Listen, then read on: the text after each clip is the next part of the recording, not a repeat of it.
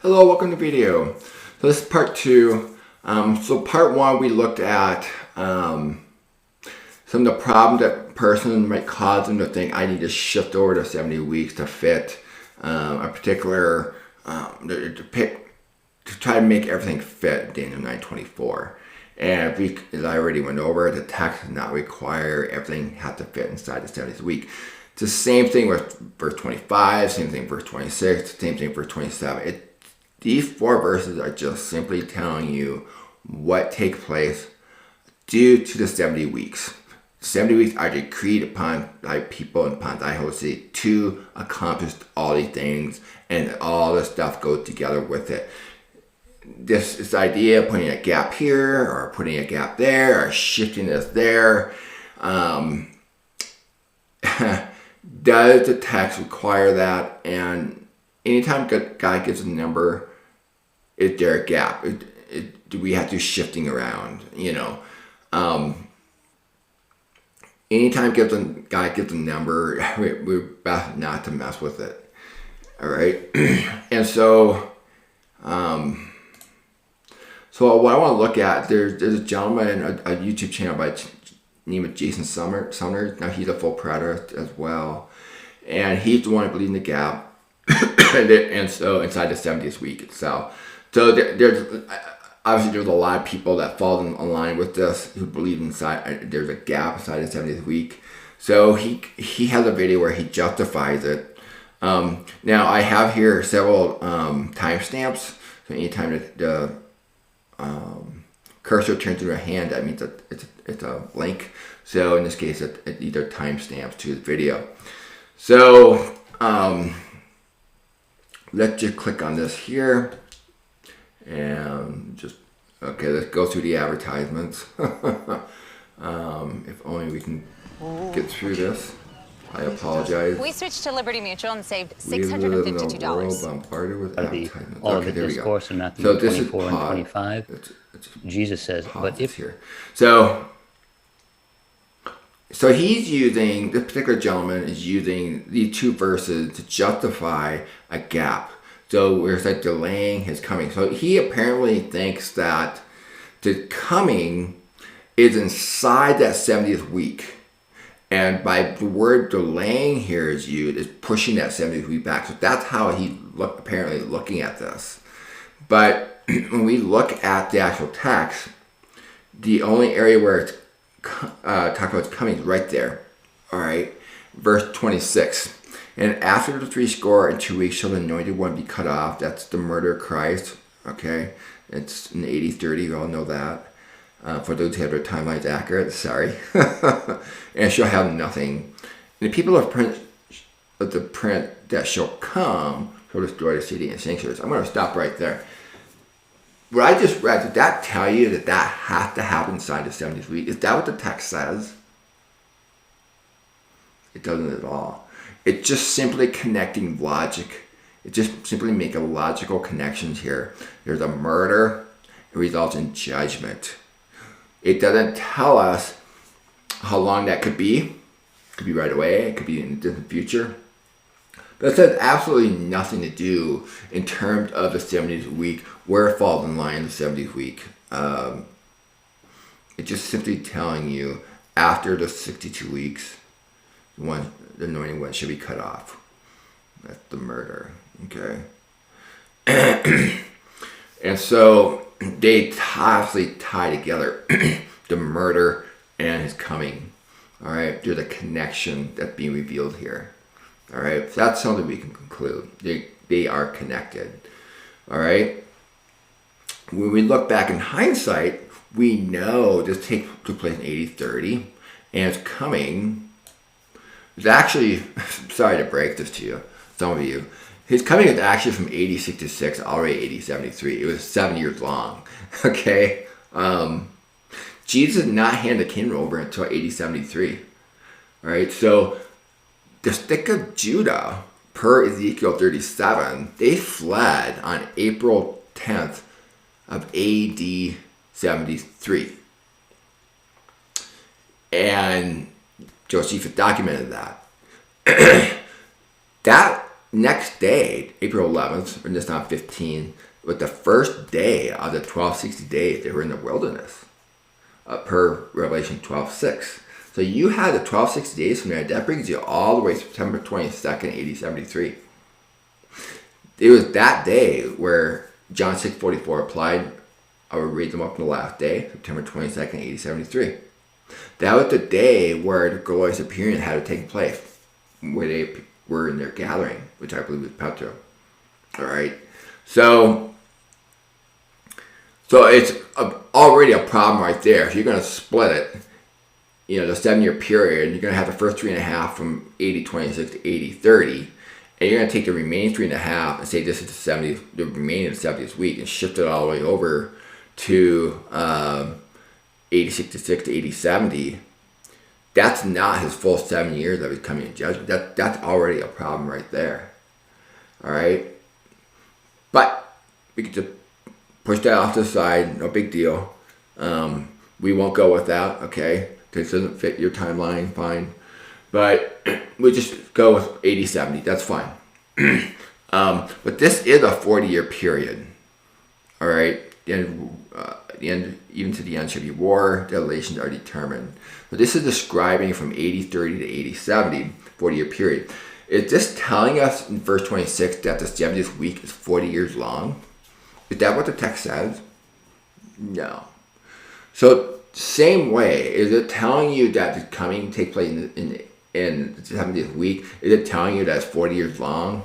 No. It's an answer, a blatant no to both of them. So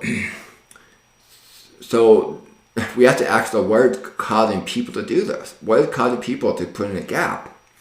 And then verse 27, you should make firm come from many for 1 week. Whoever he has the accurate timeline knows started at AD 26, and it ends here even to the full end, which my timeline is AD 73, which makes this verse 27 47 years long. So we're zooming out from 40-year length period to 47-year length period, like we're in a helicopter just zooming out. So we're getting 3.5 years on both sides. So, but if you don't want to agree with that, that's fine. It doesn't matter. But the point being is, this is a length of time.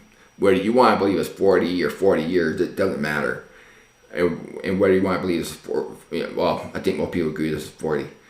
So, are we to say that this is 47 years long, the 70th week? Of course not. Right? The reason being because God had already set the parameters right here. 70 weeks to determine. Boom. You draw that 70 weeks, bam. You do not mess with it. All right? And so, so continuing on, is that to make a firm covenant for 1 week. The destruction of the temple did not make the new covenant firm. Destruction of the temple did not make a covenant firm. Sorry. It's a consummation of an old, but it did not make a new firm. All right? It was the gospel going to Gentiles that make it firm. So, which fulfilled Isaiah 61:8-9, Genesis 17:4, Daniel 9:27. Right? So it went to the Jews first for 3.5 years. All right, so remember, made the covenant with many for 1 week, the Jewish people. Daniel prayed for his people, the Jewish people, God people, the Jewish people at that time. And so the Jews had to hear the gospel first, then the Gentiles. Without it, there'd be no people in the covenant. So how can you make a covenant firm without anybody in it? So if we go to 70 weeks, I apologize here, click on this. So here's the consummation, which resulted to the 70th week. Let's go back in timeline. Here's the period during the book of Acts that resulted due to 70 weeks, the 70th week. Let's go back some more. The 70th week in itself. So the first half here, you had Christ ministry, and then you had the Jews entering into the covenant. Without this period, you cannot make the covenant firm by any stretch of imagination. There's only, in this period here, the first 2.5 years, Christ's ministry, only 11 people had entered into the covenant per the power of the Father. All right, per Matthew 16, where the Father had revealed this to you, Peter, and it also revealed it to the disciples as well. We find out a couple chapters later, they also had the key to the kingdom, okay? So the Father had entered 11 people into the covenant. If you put a gap here, and you take this 3.5 year period and apply it to a completely different time, such as way over here, and you're going to apply it from 8066 to 8070, no one at that time had entered into the covenant. So a person who does that, what they're saying is, I am fine with only 11 people entering a covenant during this 70th week of Daniel, which the whole purpose was to make covenant with many for 1 week, right here. Do you not see the problem with that? You need to have people enter into the covenant. All right. So, and then Matthew 2:30. So and then going back to just here, what this is actually talking about is coming and delaying of his coming in judgment. This has nothing about the 70th week, splitting it down the middle and shifting the second half over. Just what this person has done, they have associated his coming with the second half of the 70th week, and where they're getting that, I don't know. It's not according to Daniel 9, but once the person believes that, then they superpose that into the text, not realizing, and that's where you get the idea that it gets delayed. The 70th week in itself, the second half, and the text is nothing like that. It's just talking about his judgment. All right. So,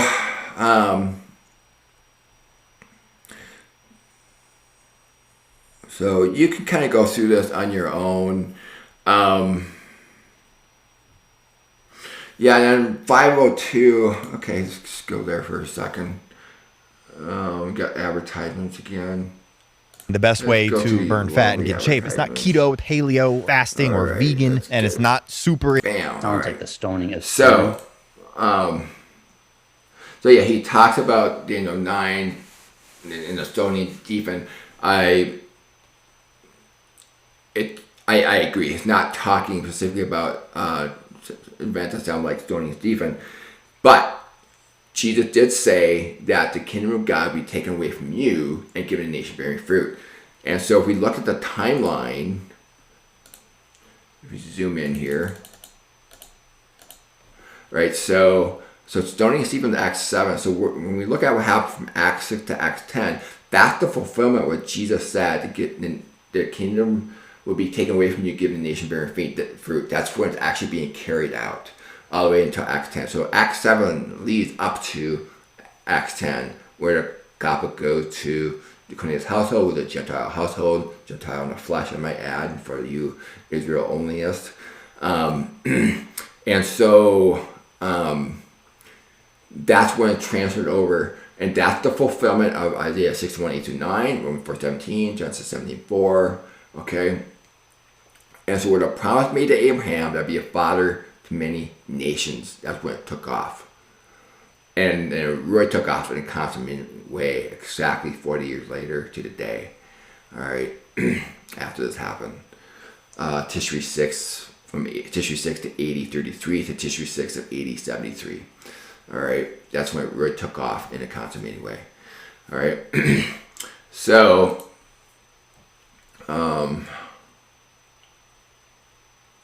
so it has to have the timing down to the hour. Anytime something is recorded down to the hour, this is something very significant. And this was actually the last day of the 70th week.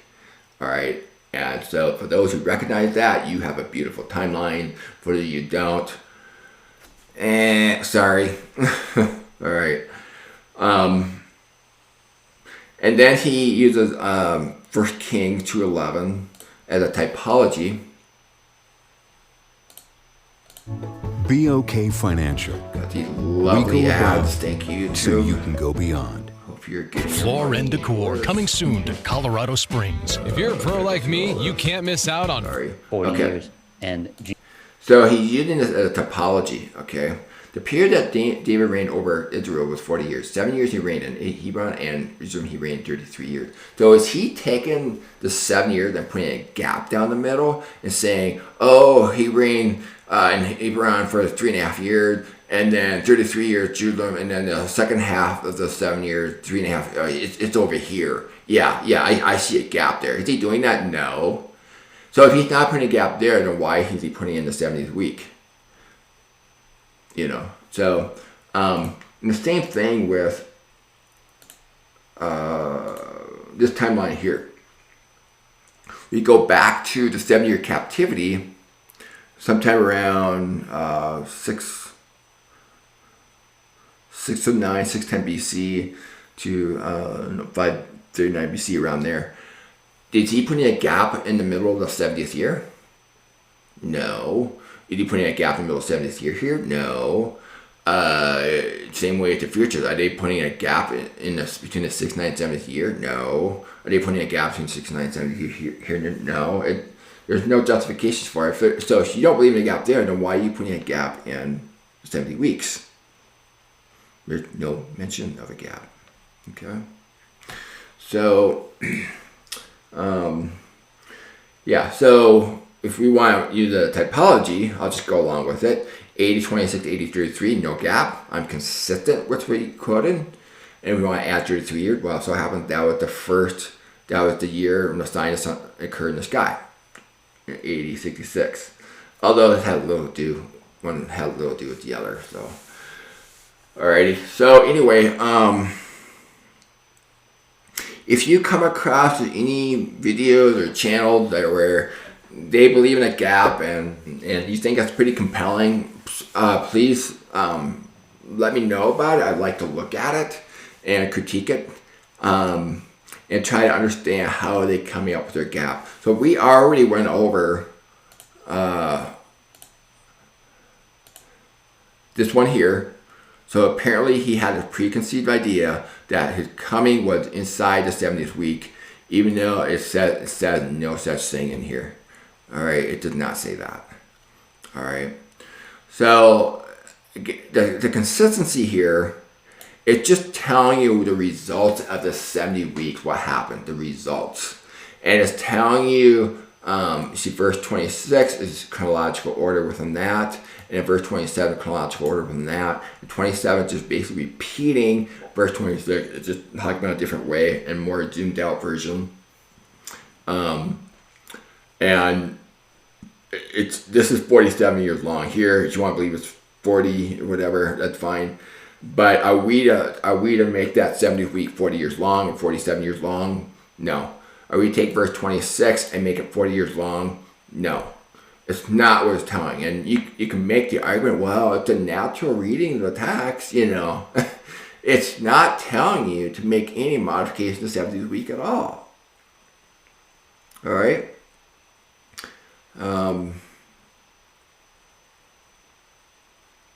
And then this gentleman takes two witnesses, the 1268, well, that's about 3.5 years, therefore I'm going to make that just, second half of the 70th week. There's no justification for that whatsoever. That is Yahoo hermeneutics, okay? You just don't do that. And again, his coming in judgment was actually from 8066 to 8073. The middle of it was destruction of the temple, and that framework 8066 to 8073. It's the same framework 8026 to 8033. You add 40 years on both endpoints, and to get to 8066 to 8073. Okay, and it's interesting the parallels between both frameworks. All right, 8026 to 8033 and the 8066 to 8073 framework. I have videos on that if you search for framework in those 70 weeks. So anyway,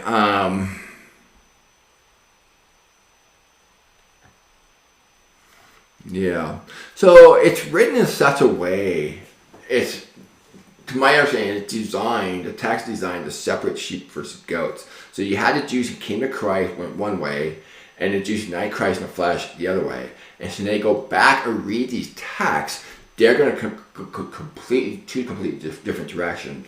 It was designed that way. And it was also designed with that purposely to protect the Jews who came to Christ. So that when they fled for their gathering, the stick of Joseph, let me say, though they were the ones that were throughout Asia Minor, they left quietly. And by things being written the way they were, it was to protect them and to leave quietly. And that's why a lot of scholars know so little about it, because they didn't write anything about it. The reason why I know about it, because I have used drawing software and writing Josephus, and I pieced it together like a jigsaw puzzle, and that's how they were discovered. Hey, there's a whole chapter here we know so little about. What am I referring to? I'm referring to this green area right here. We know so little about it. All right, and it's because they left quietly. All right. So instead, now it's seeds. They didn't write anything down. They stopped writing everything down. So, yeah. So I guess I'll just end it with that. So apparently he's reading the idea here shall come, and he thinks that that's supposed to happen inside the 70 weeks. And well, if you believe that, then then you have to believe in the gap between here and here. Why not make this whole thing the 70th week then? You know, I mean, we know this happened in 80-30, the anointed one being cut off, and coming, 40 years later. You're reading the text. It's just, we just have to be so careful. Just let the Bible do the talking. Piece it together, kind of like computer programming, where the program that's written is telling the computer to do stuff. The computer is not making any assumptions. It's kind of like that. We have to just let the text do the talking and just digest it, and not be careful to have any preconceived idea in their head and try to just get rid of them. And so if you go to my playlist, the Daniel 70 Week series, not the Daniel 70 Weeks playlist, but the Daniel 70 Week series, open that up and start with video number 1, and where I go through I build a timeline, or chronology line. It's not a timeline because I don't have any dates associated with it, but I build a chronology chart based on Daniel 9. And I just let the time indicators do the talking, and I just keep my mouth shut and just move my hands based on the verse tells me, like a computer, like a robot. I don't let my preconceived ideas of surrounding text affect the drawing. Okay, so I encourage you to watch that. And once you have that built, you can't mess with it. That is the chronology chart that God had given us. And now we have to fill it in based on what the text says surrounding it and piece it together. And that's the proper way to build a timeline. Eventually get the dates added to it, and it took me years to build it, Let's see here. Well, this is Daniel 70th week here, but this is not the timeline I want to show you. But it's taken me years to carefully piece this together.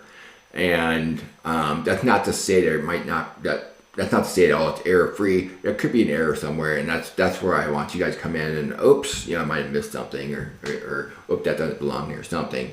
I'm totally okay with that. I'm constantly back checking and making sure everything is correct and piecing this together carefully. So anyway, I'll just end it at that. So again, this video will be right here. The link to it's right here in this PDF. And this PDF will be in the description below. And thank you very much. Hope you enjoy the material. And again, if you come across a channel or a video where they believe in a gap and you think it's pretty compelling, I would like to see it. I would like to dissect it, and I just take a look at it. So, all right, thank you very much, and you have a great day.